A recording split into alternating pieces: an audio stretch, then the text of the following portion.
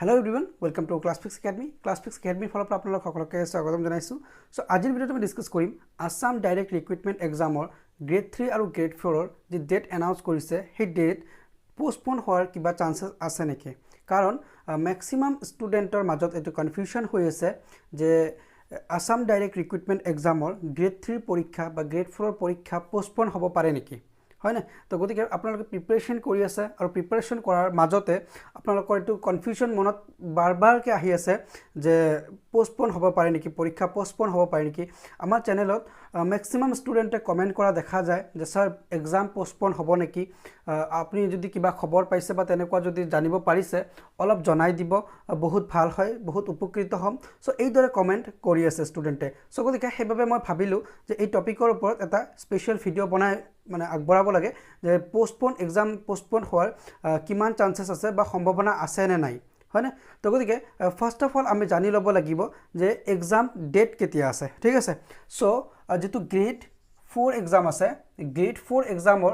date আছে আমাৰ 21 August okay so 21 August আৰু গ্ৰেড 3 ডেট আছে 28 আগষ্ট ওকে সো এটো ডেট আপোনালোকে পাইছে আৰু এই ডেটৰ লগতে যেটো এনাউন্সমেন্ট কৰিছে কিছুদিন আগতে এটা নটিফিকেশন দিছিলে যে গ্ৰেড 4 ৰ যেটো এক্সাম 21 আগষ্টত হ'বলগীয়া আছে দুটা শিফটত হ'ব এটো তেওঁলোকে দুটা শিফটত পাতিব এটা 10th পাস আৰু এটা 8th পাস হয় না তো গতিকে 10th পাস যেটো এক্সাম হ'ব 10th আৰু এটা হ'ব আপোনাৰ 8th পাস সো 8 সো গতিকে তেওঁলোকে কিন্তু টাইমত অলপ চেঞ্জেস কৰিছে আগতে 10th পাসৰ পৰীক্ষাটো পিছত আছিল তেওঁলোকে কি কৰিলে 8 পাসৰটো পিছলৈকে দিলে আৰু 10 পাসৰটো আগলৈকে দিলে ঠিক আছে সো এটো এনাউন্সমেন্ট তেওঁলোকে দিলে আৰু গ্ৰেড 3 তেনেকুৱা কোনো টাইম চেঞ্জেস তেওঁলোকে কৰা নাই আৰু তেওঁলোকে যেটো ডেট দিছিলে গ্ৰেড 3 হেতু 21 আগষ্টতে ৰাখিছে এতিয়ালৈকে কোনো আপডেট অহা নাই ঠিক আছে কিন্তু ষ্টুডেন্টৰ ম্যাক্সিমাম কনফিউজন হৈ আছে ডিএইচএস ৰ পৰীক্ষালৈ ঠিক আছে কাৰণ কি ডিএইচএস ৰ পৰীক্ষাৰ ডেট যেটো আছে হেতু ম্যাক্সিমাম চেঞ্জ হৈ আছে ঠিক আছে সো যেটো ডেট আহি আছে বাৰে বাৰ চেঞ্জ হৈ আছে তো হেইভাবে ষ্টুডেন্টৰ কিন্তু কনফিউজন হৈছে যে grade 3 grade 4 Assam direct recruitment এক্সামৰ ডেট চেঞ্জ হোৱাৰ সম্ভাৱনা আছে নেকি ঠিক আছে আৰু এতিয়ালৈকে ডিএইচএস ৰ যেটো নন টেকনিক্যালৰ গ্ৰেড 3 লেভেলৰ এক্সাম হ'বলগীয়া আছে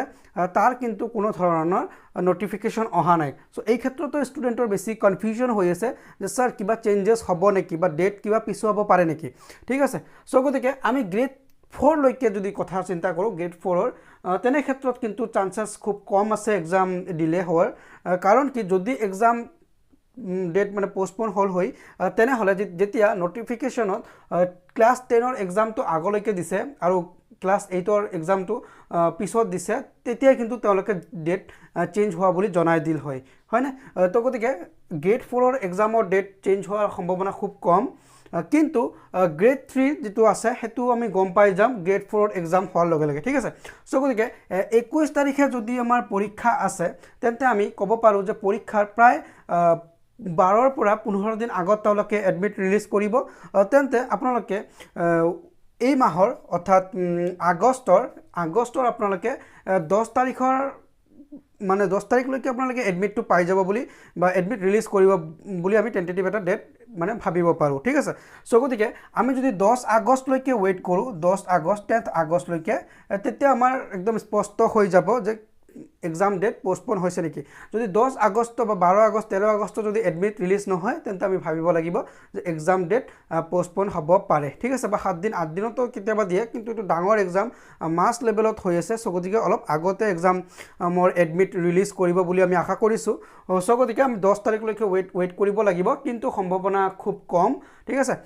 80% চান্সেস আছে এই ডেটতে হৈ যাব ঠিক আছে 21 তে হৈ যাব সো গতিকে আপোনালোকে এই ডেট মতে প্ৰিপাৰেচন কৰিব 21 তে আপোনালোকে এক্সামটো ভাবি প্ৰিপাৰেচন কৰিব যদি কিবাকে যদি পৰিস্থিতি অলপ বেয়া হয় বা তেনেকুৱা কিবা কাৰণ হয় তেনে ক্ষেত্ৰত যদি এক্সাম পোষ্টপোন হয় আপোনালোকে এডভান্টেজ পাই যাব কিন্তু আপোনালোকে যদি এনে ডিলে কৰে প্ৰিপাৰেচনত যে পৰীক্ষা পিছুৱাই যাব আমি প্ৰিপাৰেচন অফ স্লোকে কৰিম কিন্তু কেতিয়াবা যদি এক্সাম কন্ডাক্ট হৈ যায়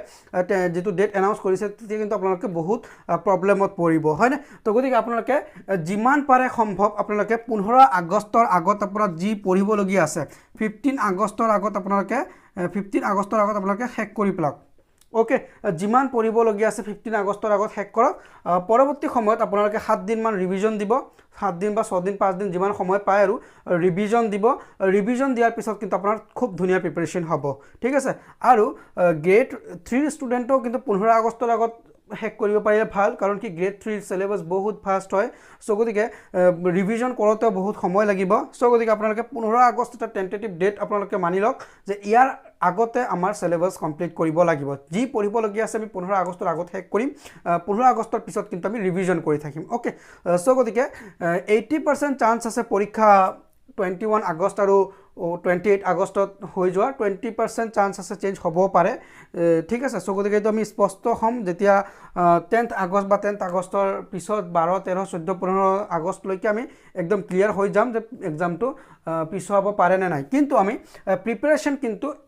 21 আগষ্ট আৰু 28 আগষ্টৰ ডেট মতে কৰিম ঠিক আছে সো তেনে ক্ষেত্ৰত ক্লাছফিক্স একাডেমি আপোনাক বহুত সহায় কৰিব আপোনালোকে ইতিমধ্যে ক্লাছফিক্স একাডেমিৰ চেনেল ভিজিট কৰি আছে ভিডিও চাই আছে সো গতিকে আমি আসাম ডাইৰেক্ট ৰিক্ৰুটমেণ্ট বুলি এটা প্লেলিষ্ট ক্ৰিয়েট কৰিছোঁ য'ত আমি কি কৰি আছোঁ ডিটেইলছ ডেছক্ৰাইব কৰি আছোঁ Indian history Assam history Indian polity Assam polity যিমান ডেছক্ৰিপটিভ ভিডিঅ' দিব লাগে সব মই তাতে প্ৰভাইড কৰি আছোঁ আসাম ডাইৰেক্ট ৰিক্ৰুটমেণ্ট প্লেলিষ্টত আৰু লগতে যদি প্ৰেক্টিছ কৰিব বিচাৰিছে আপোনালোকে যে মোৰ প্ৰিপাৰেচন হৈ গ'ল মোৰ এতিয়া এমচিকিউ প্ৰেক্টিছ কৰিব লাগে তেনে ক্ষেত্ৰতো কিন্তু আমি কি কৰিছোঁ আমাৰ আসাম ডাইৰেক্ট ৰিক্ৰুটমেণ্টৰ লগতে প্ৰেক্টিছ এমচিকিউ বুলি এটা প্লেলিষ্ট ক্ৰিয়েট কৰিছোঁ তাতে আপোনালোকে পাব ইংলিছৰ বাবে সেপাৰেট প্লেলিষ্ট আছে সো সেই প্লেলিষ্টটো আপোনালোকে ভিজিট কৰিব পাৰে ঠিক আছে লগতে আমাৰ সাবস্ক্ৰিপশ্যন কোৰ্সো আছে সাবস্ক্ৰিপশ্যন কোৰ্সতো যদি আপোনালোকে ইন্টাৰেষ্টেড হয় জয়েন হ'ব পাৰে মই একেবাৰে শেষত কৈছোঁ সাবস্ক্ৰিপশ্যন কোৰ্সৰ কথাটো আমাৰ 999 ত কিন্তু আমাৰ কি আছে সাবস্ক্ৰিপশ্যন কোৰ্স আছে যদি আপোনালোকে ইন্টাৰেষ্ট হয় জয়েন কৰিব পাৰে এক মাহ যদিও সময় আছে আপোনালোকে নোটছ বিলাক খুব ধুনীয়া একদম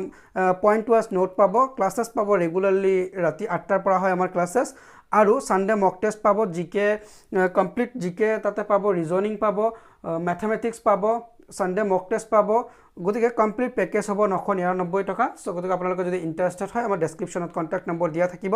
তাতে আপোনালোকে জয়েন হ'ব পাৰিব অলৰেডি 600 প্লাস ষ্টুডেন্ট জয়েন হৈ আছে ঠিক সো গতিকে সমু এটা ভিডিও বনাই আপোনালোকক মানে এটোৱে আগবঢ়াইছো যে পৰীক্ষাৰ ডেট চেঞ্জেছ হোৱাৰ কিবা সম্ভাৱনা আছে নেকি সো তাৰ বাবে অলপ সময় ওয়েট কৰিব লাগিব আমাক সো অলপ কেদিন ওয়েট কৰাৰ লগে লগে কিন্তু আমাৰ স্পষ্ট হৈ যাব যে পৰীক্ষাৰ ডেট কিবা চেঞ্জেছ হোৱাৰ সম্ভাৱনা আছে নেকি কিন্তু কোনো সম্ভাৱনা আমি দেখা পোৱা নাই কাৰণ কি 80% সম্ভাৱনা আছে পৰীক্ষা 21 তাৰিখতে হৈ যাব কাৰণ তেওঁলোকে অলৰেডি এটা নোটিফিকেশনত তেওঁলোকে টাইমটো চেঞ্জ কৰিছে টাইম চেঞ্জ কৰিছে পৰীক্ষাৰ 10th লেভেলটো আগত দিছে 8ৰ পিছত দিছে তেনে ক্ষেত্ৰত কিন্তু কি হৈছে যদি কোনো চেঞ্জেছ কৰিবলগীয়া হল হৈ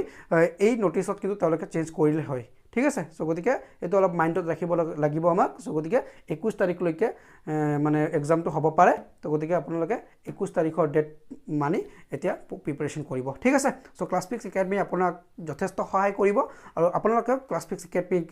ইমান মৰম কৰিছে তাৰ বাবে অসংখ্য ধন্যবাদ আৰু আগন্তুক ভিডিও পাবলৈ বা আমাৰ কোৰ্সেছ পাবলৈ আমাৰ চেনেল সাবস্ক্ৰাইব কৰি বেল আইকন প্ৰেছ কৰি ৰাখিব আৰু ভিডিওটো যদি ভাল লাগিছে অলপ যদি আপোনালোকে মোটিভেট হৈছে যে হয় মোটিভেশন পাইছো অলপ স্যাৰ এটা প্ৰিপাৰেচনটো ভালকে কৰিব পাৰিম তেনে হলে আমাৰ ভিডিওটো লাইক কৰি